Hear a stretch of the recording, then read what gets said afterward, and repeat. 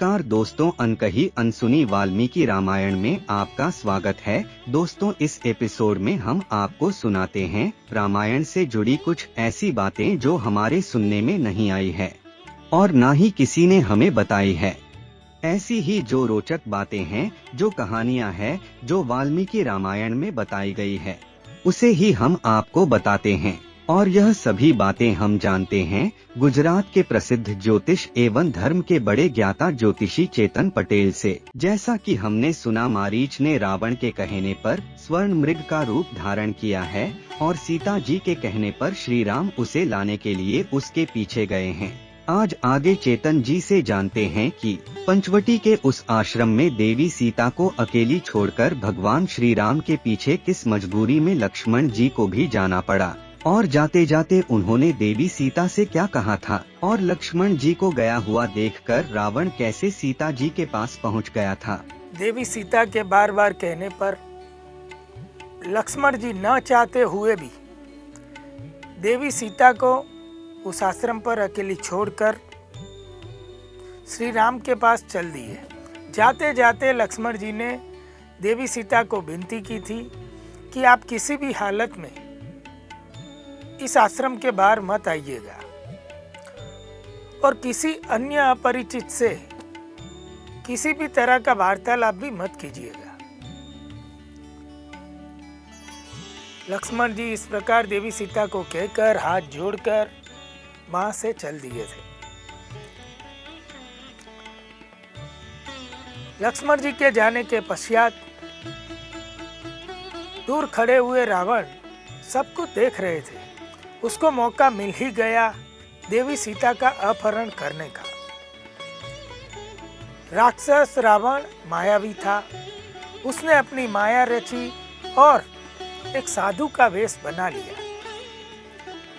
साधु का वेश बनाकर वह देवी सीता के पास आया। जैसे जैसे वह चलते हुए पास आने लगा, रास्ते में आते हुए पेड़ और उसकी डालियां तक भी हिलने डुलने से रुक गई। वह भी गंभीर हो गई। राक्षस रावण की दृष्टि जब पास बहने वाली गोदावरी नदी पर पड़ी तो तीव्र गति से बहने वाली गोदावरी नदी पर उसका प्रभाव होने से वह भी धीमी और शांत हो गई। धीरे धीरे रावण संत महात्मा बड़ा ऋषि मुनि है ऐसे भाव से सीता जी को देखता हुआ उसके पास आने लगा। सीता जी बाहर ही खड़ी थी। वह जोर जोर से भिक्षान दे करके चिल्लाने लगा।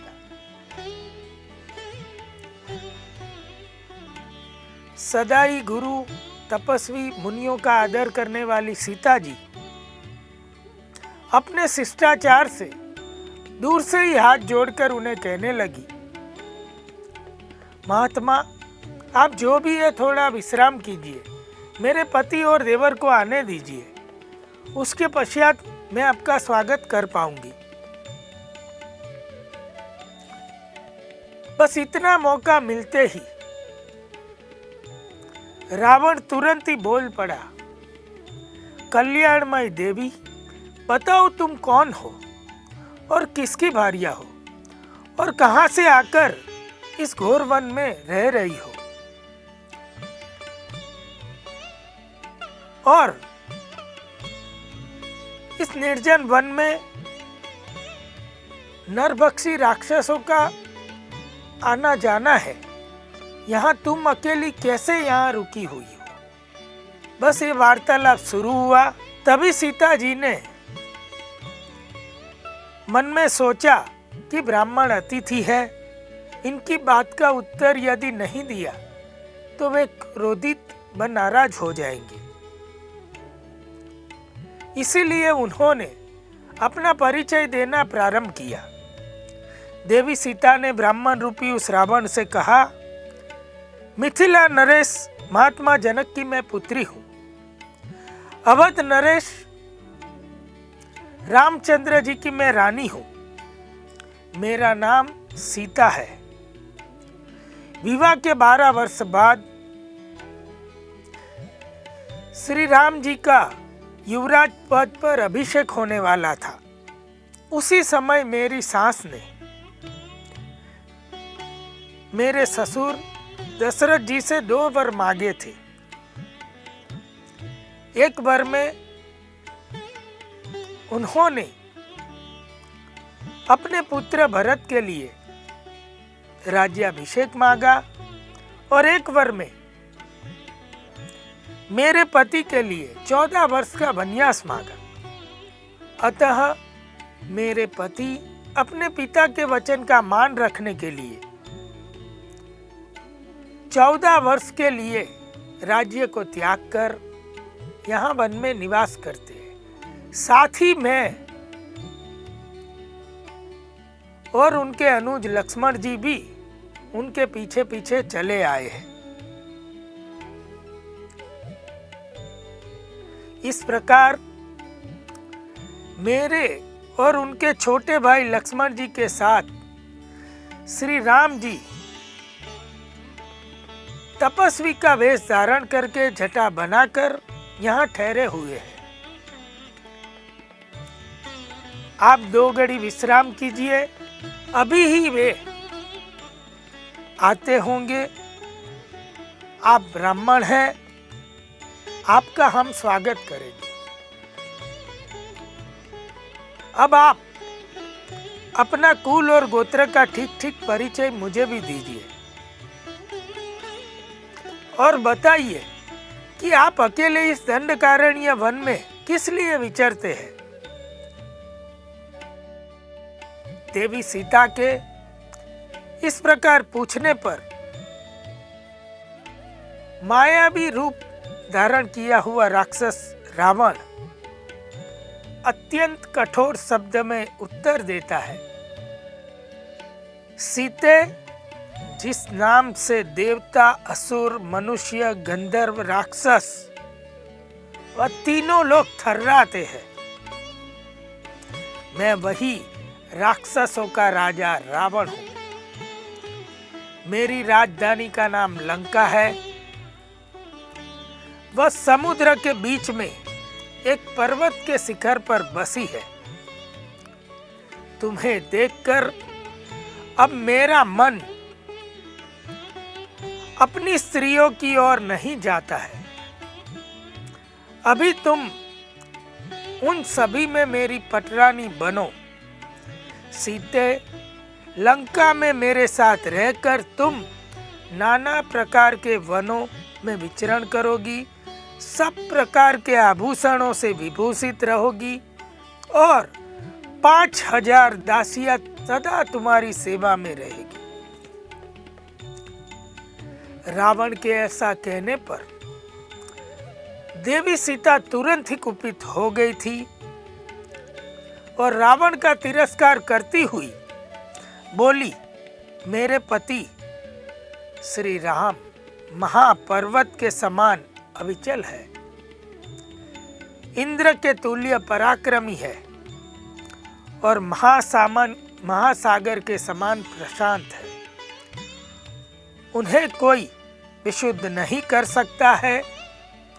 मेरा तन, मन, प्राण सभी उन्हीं में अनुराग रखता है। जैसे सूर्य की प्रभा पर कोई हाथ नहीं लगा सकता, उसी प्रकार तू मुझे छू भी नहीं सकता। तू श्री राम की भार्या का अपहरण करना चाहता है। अरे, जिस समय मेरे श्री राम हाथ में धनुष उठा लेते हैं, उसी समय तेरा राक्षस वंश थर्रा उठेगा। सीता के ऐसा कहने पर रावण उस समय रोष से भर गया था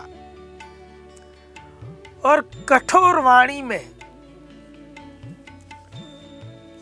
सीता जी से वह कहने लगा कि कुबेर मेरा सौतेला भाई है, मैं परम प्रतापी रावण हूं। जैसे लोग मौत के भय से डरते हैं, उसी प्रकार देवता, गंधर्व, पिशाच और नाग मुझसे हमेशा भयभीत रहते हैं। मेरे ही भय से कुबेर ने हाथ जोड़कर अपनी सोने की लंका का परित्याग किया था और कैलाश की शरण में वह चला गया था। जब मुझे रोष चढ़ता है, उस समय इंद्र आदि देवता भी स्वर्ग में कंप उठते हैं और इधर उधर भागने लगते हैं। जहां मैं खड़ा होता हूं, वहां हवा भी धीरे धीरे डरकर चलने लगती है। सीते, तुम मेरे साथ मेरी सुंदर लंकापुरी में चलकर निवास करो। वहां रहकर तुम मानवीय स्त्रियों को भूल जाओगी। वहां दिव्य भोगों का उपभोग करती हुई तुम राम का कभी स्मरण नहीं करोगी। यदि राक्षसों की स्वामी स्वयं तुम्हारे द्वारा इतना प्रभावित हुआ है कि वह तुम्हारे द्वार पर आकर तुमसे भिक्षा में तुम्हें ही मांग रहा है, तुम इसे मन से चाहो, इसे ठुकराना तुम्हारे लिए उचित नहीं है। राक्षस के ऐसा कहने पर देवी सीता के नेत्रों से क्रोध दिख रहा था। उनकी आंखें लाल हो गई थी। कठोर वाणी में वे रावण से कहती है, कुबेर देव भगवान के तुल्य है, संपूर्ण देवताओं के लिए भी वे वंदनीय है। तुम उन्हें अपना भाई बताकर अपने को महात्मा सिद्ध कर रहे हो, किंतु दूर दूर तक आचरण में तुम कुबेर जी से कहीं मेल नहीं खाते हो। याद रख, इंद्रदेव की पत्नी सची का अपहरण करके संभव है कोई जीवित रह सकता है, किंतु श्री राम की पत्नी का हरण करके इस संसार में कोई सकुशल नहीं रह सकता है। तू और तेरे साथ तेरी पूरी सोने की लंका और पूरी राक्षसी समग्र जाति नष्ट हो जाएगी। जब सीता जी ने ऐसा कहा, तब रावण और क्रोधित हो गया था। दोस्तों, जैसे कि हमने इस एपिसोड में चेतन जी से सुना कि सीता जी ने रावण को यहाँ तक कह दिया, इंद्रदेव की पत्नी का अपहरण करके कोई जीवित रह सकता है, किंतु श्री राम की पत्नी का अपहरण करके कोई त्रिलोक में जीवित नहीं रह सकता। उस पर रावण भी क्रोधित हो गया था। चेतन जी आगे यह बताइए कि फिर रावण और देवी सीता में क्या उग्र वार्तालाप हुआ और कैसे रावण ने देवी सीता का हरण किया और उस वक्त क्या क्या हुआ था, क्या थी सीता हरण की पूरी घटना। देवी सीता ने जब ऐसा कहा, उनके इस वचन को सुनकर रावण अत्यंत क्रोधित हो गया था और भी डरावनी और बहकी बातें कर कर वह सीता को समझाने का प्रयास कर रहा था, किंतु देवी सीता ने क्रोध में भरकर उसकी एक भी बात का उत्तर नहीं दिया। तब उस मायावी रावण ने साधु का वेश त्याग कर अपने शरीर को उस राक्षसी रूप में ला दिया था और अपने शरीर को बहुत बड़ा बना दिया था और सीता से कहा, मेरी समझ में तुम पागल हो चुकी हो, इसीलिए तुमने मेरे बल और पराक्रम का ज्ञान नहीं है और मेरी बात को तुम अनसुना कर रही हो। मैं आकाश में खड़ा इन दोनों भुजाओं से समग्र पृथ्वी को उठा सकता हूं और युद्ध की स्थिति में मैं मौत को भी मार सकता हूं। इस प्रकार घमंड में आकर रावण सीता जी से कह रहे थे। इतना कहकर रावण ने सीता जी के केस पकड़ लिए और उन्हें उठा लिया। तभी रावण का माया निर्मित रथ वहां प्रकट हो गया। रावण ने देवी सीता को अपने उस रथ पर बिठा दिया।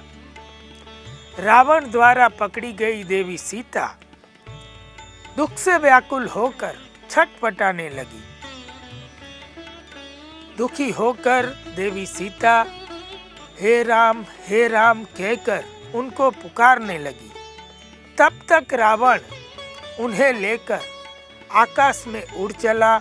विमान में विलाप करती हुई देवी सीता एक वृक्ष पर बैठे हुए जटायु को देख लेती है और विलाप करती हुई जटायु से कहने लगी, आर्य जटायु देखिए, आर्य जटायु देखिए, मुझे निशाचर ले जा रहा है। सीता जी के आवाज की ध्वनि जब जटायु के कान में पड़ी, तुरंत ही उस समय जटायु खड़े हो गए और उन्होंने देखा कि रावण देवी सीता को उठाकर ले जा रहा है। तुरंत जटायु रावण से जोर जोर से बोले, रावण, मैं गिद्धराज जटायु हूँ, तुम्हें मेरे सामने ऐसा निंदित कर्म नहीं करना चाहिए।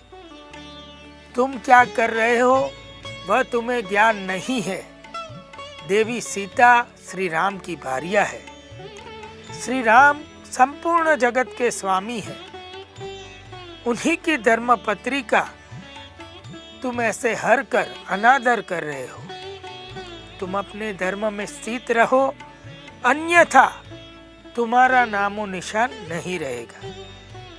रावण, मुझे पक्षियों के राज्य का पालन करते हुए हजारों वर्ष बीत गए हैं। अब मैं बूढ़ा हो गया हूँ। मेरे पास अभी युद्ध का कोई साधन भी नहीं है, परंतु मेरे सामने तुम इस प्रकार देवी सीता को बलपूर्वक नहीं ले जा सकते। यदि शूरवीर हो तो मेरे सामने आओ और युद्ध करो।